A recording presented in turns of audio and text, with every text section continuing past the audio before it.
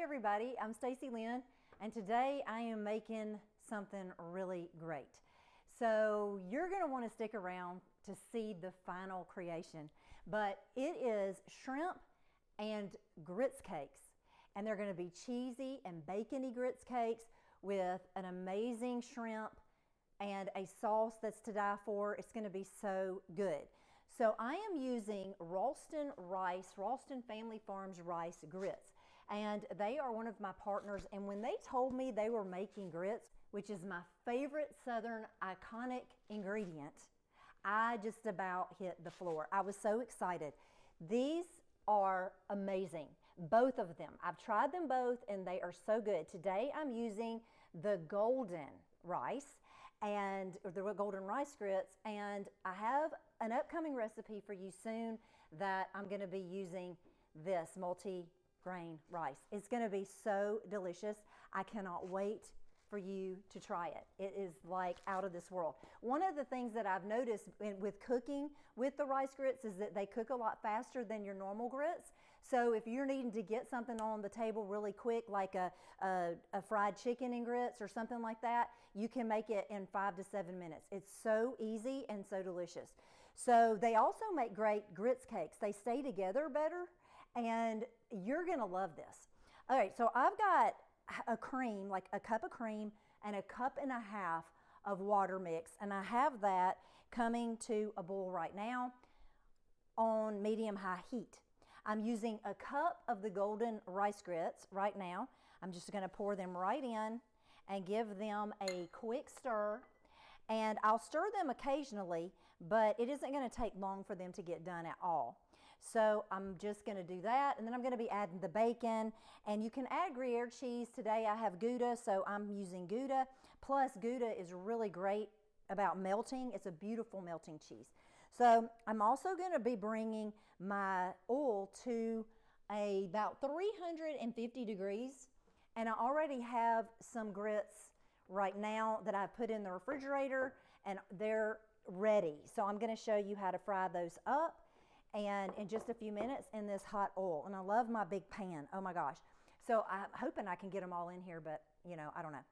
So the next thing I'm going to show you is how easy it is to make this sauce. So I've already got a little bit of, I've got like a mirepoix of bell pepper. It's 1 bell pepper, a half of an onion, a big onion, or you'll use like a small onion. Anyway, the same amount of red bell pepper, celery, and onion each, and then about 2 cloves of garlic, and I've already sauteed that up. But I'm going to be making a really good sauce that's going to be just outstanding with balsamic vinegar to put on top of that, and then we're going to layer all of these things. So the next thing I'm going to show you how to do is to bread, I mean that's what I call it, but breading your grits. So I have this grit cake, you know, right here, and I've got a little bit, I've got 3 eggs and a little bit of milk, and I've really beat those up together, and I'm just going to be dropping that right in here and then putting it into my panko. Now I did not use a lot of seasoning for this. You can put Creole seasoning in it if you like to, but I really wanted to taste all of the ingredients together, and I think with the bacon in the grits and with the cheese in the grits, I don't need a whole lot of extra stuff. So I'm going to see if my oil is hot enough, which is not quite hot enough. You'll want to make sure it's about 350, and usually I have a thermometer. Right now my thermometer is broken, so I'm just going to go ahead and get a couple more of these done. I've refrigerated these really overnight, but 3 hours is plenty of time to refrigerate them. And if you're in a hurry, I put some in the freezer the other day just to practice with these grits, and it was done in no time. I mean, it was like an hour and I was able to fry these up. So whatever you decide to do will be fine. But you can serve these with just gravy sauce, mushroom sauce. You can serve them with duck over the top of them, pork over the top of them, you name it. But the grits are just fantastic to work with. They have a great flavor. I just know that you're going to love them when you give them a try.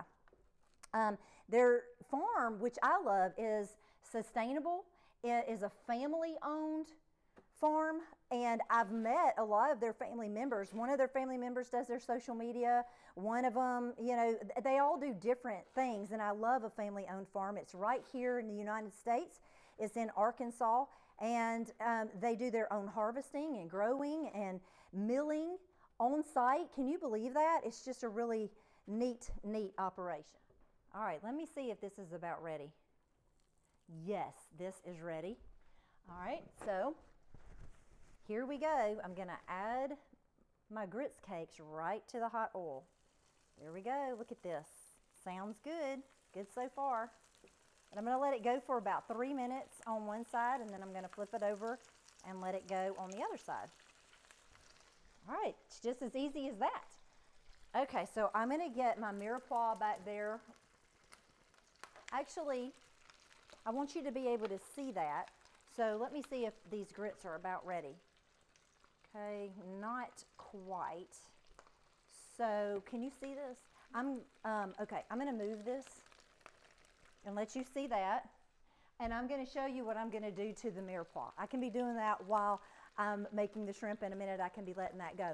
So I have here about 1/4 cup of balsamic vinegar. Now I'm going to add a little bit of champagne vinegar. You can add all balsamic if you want to. I did that the other day. I felt like it was a little bit too strong. So I'm going to add about 1/4 cup of champagne vinegar, or you can use salad vinegar if you like. And about 1 tablespoon of mustard. And this is going to give you a wonderful, wonderful sauce. Okay, I'm using right now, just a simple whole grain mustard. You could use Dijon if you like. You can use anything you want to use. You could just use yellow. Some of my kids really like yellow mustard. All right, I'm going to give these a flip. Let's see. Okay. I'm going to turn down the heat a little bit. And of course you could use a deep fryer for these if you like, and you can manage the, it's popping like crazy. You can manage a little bit better the heat level. So I'm going to turn that down just a little bit. And then these are going to be done in just a second, which I am thrilled about. They're going to be so delicious. Okay, so I'm going to get this really yummy sauce that I'm going to put on top. And I mean, it's kind of like a vinaigrette gravy.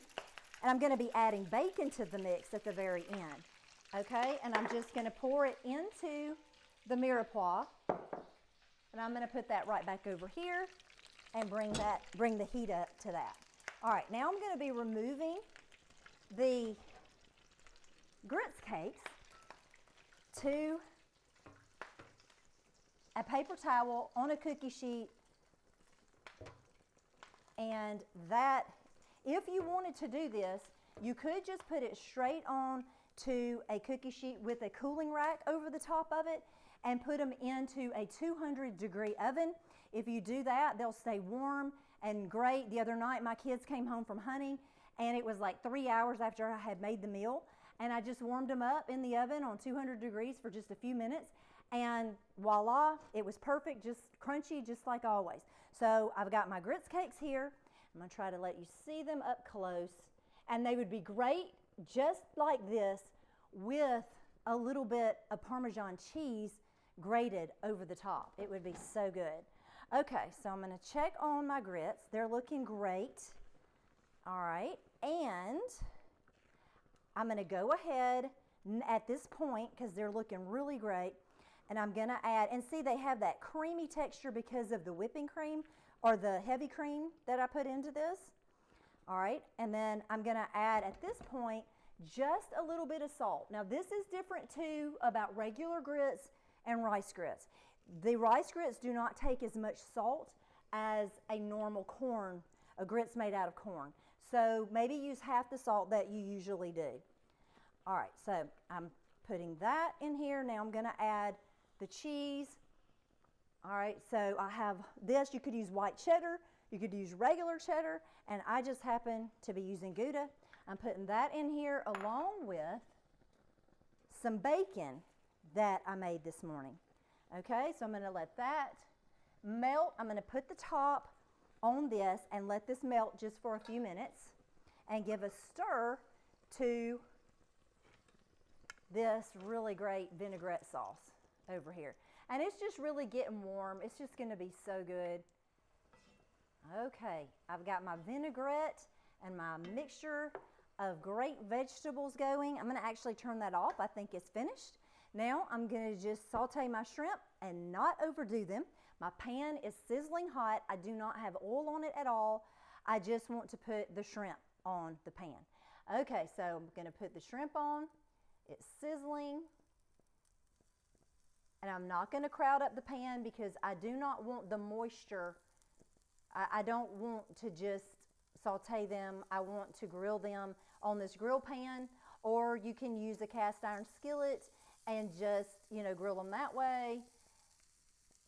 But I want them apart so that they don't steam. They do have a lot of moisture, so I don't want to steam. And I will say that I put them in between paper towels and I really pressed them really, really well. So they're very dry. So I'm going to leave them on one side for about 1.5 to 2 minutes. I don't want to overdo them. So I'm going to watch them carefully. Now, I have not seasoned them. So I'm going to put a little bit of salt and pepper on the shrimp. And the other day, I tried Creole sauce. I thought that would be really good, but I don't feel like this dish needs it. So you can decide for yourself if you want to do that or not. But today, I am just doing salt and pepper, simply salt and pepper. It's going to be so good. Okay, I like it best that way. All right, so got my tongs, and I'm just going to check on this. It's looking really, really good. Okay, I'm going to check these shrimp.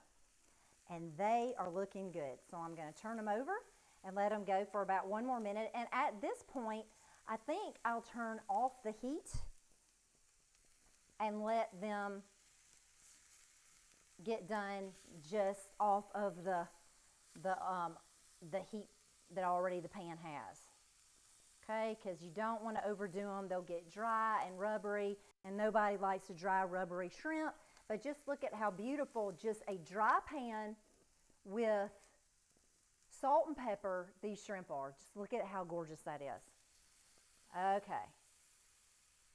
They're almost done. I'm going to begin to plate now. All right, so I'm going to get one of my grit cakes. Let's see which one I want to use. All right, yum, yum, yum. Okay, so here's the grit cake. Now I'm going to stack a couple of shrimp on top of this shrimp cake.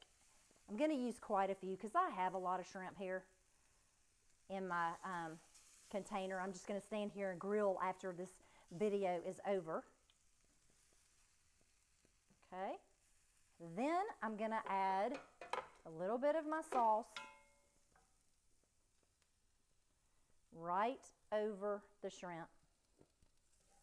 Okay, so it's going to drizzle down into the grits, to the rice grits that my friends over at Ralston Farm helped me to be able to create.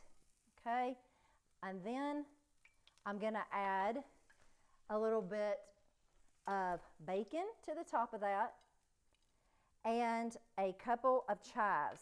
And at this point, you could top it off with some Parmesan cheese and it would just be absolutely delicious. Now I'm going to let it sit for just a minute and I'm going to show you what to do with your grits to make the grits cakes. Right now I'm going to get all of my shrimp off of the pan. Okay. And I'm going to stir this beautiful medley of grits and cheese all together. Make sure it's nice and incorporated. Yum, yum, and yum. Now, of course, you could go to the table right now and eat these just as is. You could make some kind of gravy to go with it. You could do fried chicken. You could do grilled chicken. You could just make the shrimp right now and go. You could stack it, just use it with this beautiful sauce, put over it right now and not even do the grits cake. But I think the grit cakes they're just absolutely fabulous for all kinds of things. So now all I'm going to do is show you how to pour them into the pan, which, I mean, all of y'all know how to do, and put it into the refrigerator for a couple of hours to get nice and, you know, kind of hard so that they'll fry really well. You don't want to fry them at this point. They'll just spread all out in your pan. So you need to put them in there. Also, you can, to make them a little bit more special, you can use a biscuit cutter and cut them into rounds as opposed to squares. So whatever you want to do, or get your kids in there and make them into stars or Mickey Mouses, or, you know, whatever you like. Okay, so I would put a film of saran wrap or whatever over the top of this so that it doesn't get hard on the top, but even if it does, you're going to be coating it anyway and frying it, so it's really not that big of a deal. So that's all there is to making the grit cakes. Now I want you to see the texture of the grit cakes. So I've got my finished dish here. I'm going to get a fork and show you this awesomeness. Okay, so, oh yeah, that is going to be so good. All right, I'm just going to get the grits cakes in the inside of that. Do you see how amazing that is? Look at that. I want you to see me cut into it. I'm going to turn this around and just watch that. Look at that. Delicious, delicious, delicious. So you've got that crunch, you've got the shrimp, you've got the flavorful, you know, top of it. If you want to put Parmesan cheese, you've got the bite of that. It is just delicious. Whatever you do, go to Kroger's or Whole Foods, Fresh Market, Fresh Thyme, Sprouts. They all have these grits. Go to the store, come home, fry you up some of these shrimp and fried grits cakes to your delight. Eat them every day of the week. I'll talk to you soon.